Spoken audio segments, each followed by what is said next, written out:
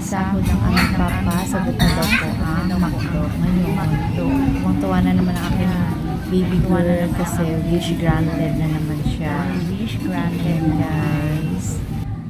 Yan. Yan. Picture-picture muna kami habang waiting sa food. Yan, guys.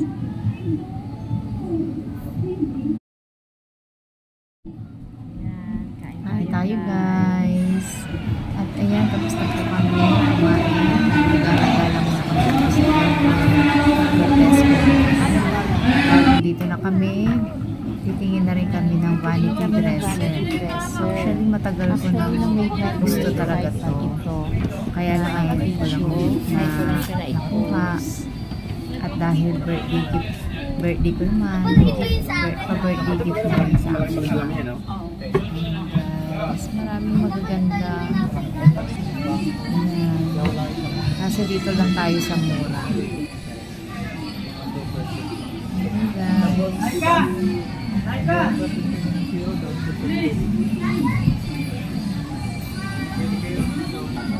Dahil nakapili na kami, ayan na po, na-deliver na ang aming vanity dresser. Actually, pina-assemble na namin para hindi na siya mapapagod pag uwi.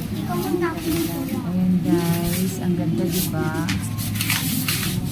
Ayan, kasama na rin yung upuan niya. Ayan. Saka meron siyang dalawang drawer. Tsaka sa baba. Ayan, guys, thank you for watching.